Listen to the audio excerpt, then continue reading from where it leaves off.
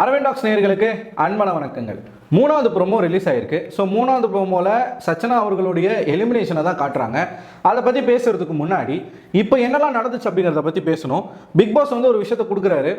அதாவது கேர்ள்ஸ்க்கும் பாய்ஸ்க்கும் இந்த சீசன் ஃபுல்லாக கேர்ள்ஸ் வெர்சஸ் பாய்ஸ்ன்ற மாதிரி தான் போக போகுது. ஒவ்வொருத்தருக்கும் ஒவ்வொரு ரூல்ஸை வந்து போட்டுக்க சொல்கிறார். நீங்கள் வந்து ஒரு விதிமுறையை எடுத்துக்கலாம். இப்போ கேர்ள்ஸ்க்கு இருக்கக்கூடிய பெட்ரூம், பாய்ஸ்க்கு இருக்கக்கூடிய பெட்ரூம், அதை சார்ந்து அவங்களுக்கு சில இடங்கள் கொடுக்கப்படுது. அந்தந்த இடங்களில் நீங்கள் வந்து ஏதாச்சும் விதிமுறை போடலாம். உதாரணத்துக்கு இப்போ கிச்சன் ஏரியா அப்படிங்கிறது பாய்ஸுடைய கண்ட்ரோலில் இருக்குது. கேர்ள்ஸ் அங்கே வரணும் அப்படின்னா பாய்ஸ் அதுக்கு ஏதாச்சும் வந்து ரூல்ஸ் போடலாம் அப்படின்ற மாதிரி விஷயங்கள் பிரித்து கொடுக்குறாரு. அதை நான் கிளியராக பார்க்கல. நான் பார்த்துட்டு அடுத்த வீடியோவில் நான் உங்களுக்கு எக்ஸ்பிளைன் பண்ணுறேன். இந்த வீட்டில் முதல் நாளே என்ன நடக்குதுன்னே தெரில. ஆளாளுக்கு என்னென்னமோ பண்ணிக்கிட்டு இருக்காங்க. சில பேர் ஓவராக பேசுகிறாங்க. அதாவது கொடுத்த காசுக்கு மேலே கூப்பிட்றாண்டா கொய்யான்ற மாதிரி திகட்ட பேசுகிறாங்க. ஒன்று வந்து தீபக் அண்ணன், இன்னொன்று வந்து முத்துக்குமார். நான் என்ன நினச்சா முத்துக்குமார் வந்து ஒரு விதமான ஒரு இதை கொண்டு போவாருன்னு பார்த்தா இவர் வந்து கொஞ்சம் பேச்சு ஜாஸ்தி, லூஸ் டாக் நிறையா விடுறாரு, கண்ட்ரோல் பண்ணுறாரு எல்லாரையும். அவர் சொல்கிறதே எல்லாருமே வந்து கேட்கணும் அப்படின்னு வந்து நினைக்கிறார். ரெண்டு பேருமே, தீபக்கா இருக்கட்டும் முத்துக்குமாராக இருக்கட்டும். ஸோ இந்த ஒரு பிஹேவியர் வந்து முத்துக்குமாருக்கு நல்லதாக கேட்டிங்கன்னா இல்லை. ஒரு லெவலுக்கு மேலே மக்கள் வந்து திரும்ப ஆரம்பிச்சிருவாங்க. என்ன ஓவராக பேசிக்கிட்டு இருக்கான் இவன், ரொம்ப ஓவராக துள்ளுறானே, அந்த மாதிரி வந்து போயிடக்கூடாதுன்னு நான் நினைக்கிறேன்.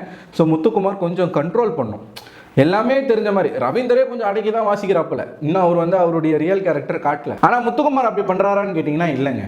ஒரே ஒரு இடத்துல மட்டும் இடம் பிரிக்கிறதுல வந்து பாத்ரூம்க்கு வந்து கேர்ள்ஸை வந்து விடக்கூடாதுன்ற மாதிரியான ஒரு பேச்சு வருது.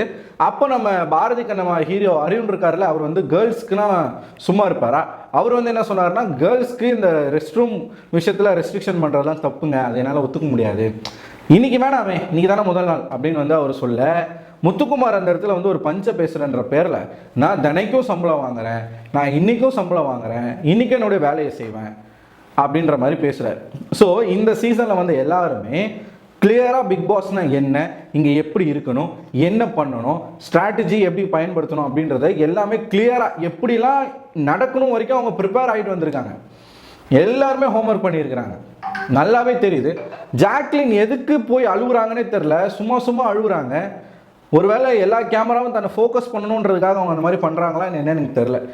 எதுக்கு அழணும்? இன்றைக்கி தானே முதல் நாள், அதுக்குள்ளே அழுக வந்துருச்சு, கன்ஃபெஷன் ரூமுக்கு போகணுன்ற வார்த்தை வந்துருச்சு, வெளியில் ப்ரொட்டஸ்ட் பண்ணி வெளியில் படுக்கணுன்ற விஷயம் வந்துருச்சு. கேர்ள்ஸ் டீம் எல்லாருமே சேர்ந்து ஒரு விஷயத்த பேசி முடிவெடுக்கிறாங்க அப்படின்னா அதை ஒருபோதும் ஒத்துக்க மாட்டாங்க ஜாக்லின். அது என்னவா இருந்தாலும் சரி, நீங்கள் என்ன சொன்னாலும் என்னால் அக்செப்ட் பண்ண முடியாது, நான் வந்து டிஃப்ரெண்ட்டாக தான் யோசிப்பேன்னு சொல்லிட்டு ஒரு விதமான ஒரு கேம் ஆடிக்கிட்டு இருக்காங்க ஜாக்லின். இது எந்த அளவுக்கு அவங்களுக்கு வந்து கை கொடுக்க போகுதுன்றதை நம்ம பொறுத்திருந்து பார்ப்போம். தேர்ட் ப்ரோமோ சச்சனாவுடைய எலிமினேஷன். ஆனால் இது ரொம்ப அநியாயம். ஆனால் இதுக்கான காரணம் என்ன தெரியுமா? அந்த பொண்ணு தான். 24 ஹவர்ஸில் ஒரு எலிமினேஷன் அப்படிங்கிறது தப்பு, அது வந்து அன்ஃபேர். ஆனால் சச்சனா வெளியில் போனது வந்து என்ன கேட்டால் ஃபேர்ன்னு தான் நான் சொல்லுவேன். காரணம் என்ன அப்படின்னு பார்த்தீங்கன்னா, உட்காந்து பேசுகிறாங்க எல்லாருமே. நான் வந்து வெளில போகக்கூடாது அப்படின்னு வந்து நீங்கள் சொல்லணும்னா என்ன சொல்லுவீங்க? இந்த ஷோவில் இருக்கிறதுக்கு நமக்கு என்ன தகுதின்றதை நீங்கள் சொல்லணும் அப்படின்னு சொல்லிட்டு ஒரு வாய்ப்பு கொடுக்கும்போது பெரிய முந்திரி கொட்ட மாதிரி இந்த பொண்ணு முந்திக்கிட்டு நான் போனால் ஓகே தான், எனக்கு பிரச்சனை இல்லை, 24 ஹவர்ஸில் ஒரு எலிமினேஷன் இருக்குது, அந்த எலிமினேஷனில் வந்து கேர்ள்ஸ் சார்பாக நான் போகணும் அப்படின்ற ஒரு சுச்சுவேஷன் வந்தாலும் பரவாயில்ல, நான் போகிறேன் அப்படின்னு இந்த பொண்ணு முந்திக்கிட்டு வந்து சொல்லுது. ஏன் அதை சொல்லணும்? ஸோ ஒரு இம்மெச்சூரான ஒரு பேச்சை பேசுனதுனால என்ன நடக்குது அப்படின்னு பார்த்தீங்கன்னா, நாமினேஷன்ஸில் இந்த பொண்ணுடைய பேர் தான் அதிகம் பேர் சொல்லியிருக்காங்க. யார் அதிகமான நபர்களுடைய பெயர்களை சொல்கிறாங்களோ அவங்க தான் இன்றைக்கி நாமினேட் ஆகி வெளியிலையும் போயிருக்காங்க. அதுதான் சச்சனா. ஸோ இதில் வந்து யாரோட தப்புமே கிடையாது, அந்த பொண்ணுடைய தப்பு தான். அந்த பொண்ணு அந்த மாதிரி பேசியிருக்கவே கூடாது. அதோட இந்த மாதிரி பேசிருச்சு. நாமினேஷன் வந்து அதிகப்படியான நாமினேஷன் அந்த பொண்ணை பண்ணிட்டாங்க. போகும்போது எதுக்கு அழுக?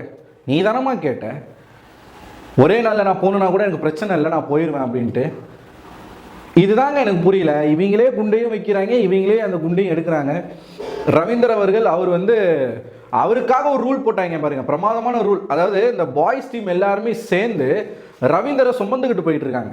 எதுக்கு இந்த சுமையை சுமக்கிறாங்கன்னு தெரியல. ரவீந்தரை காப்பாற்றணும், ரவீந்தரை எந்த விதமான கஷ்டங்களும் படவிடக்கூடாதுன்னு சொல்லிட்டு ஒட்டுமொத்த பாய்ஸ் டீமுமே வேலை செய்யுதுங்க. என்ன தெரியுமா, முத்துக்குமார் அப்புறம் தீபக்லாம் சேர்ந்து ரூல் போடுறாங்க. அந்த ரூலில் வாட்டர், குடி தண்ணீருடைய கண்ட்ரோல் வந்து ஃபேட்மேன் கையில் இருக்கணுமா.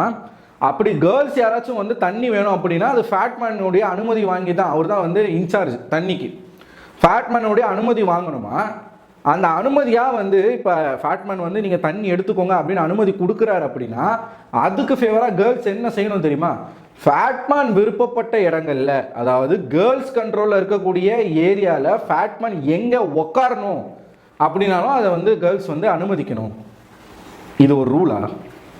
இல்லை, இது ஒரு ரூலான்னு கேட்குறேன், எனக்கு புரியலை. எனக்கு இது பிக் பாஸ் ஷோ மாதிரியே தெரில, எனக்கு பார்க்கும்போது ஏதோ கேர்டேக்கர் ஹோம் மாதிரி இருக்குது.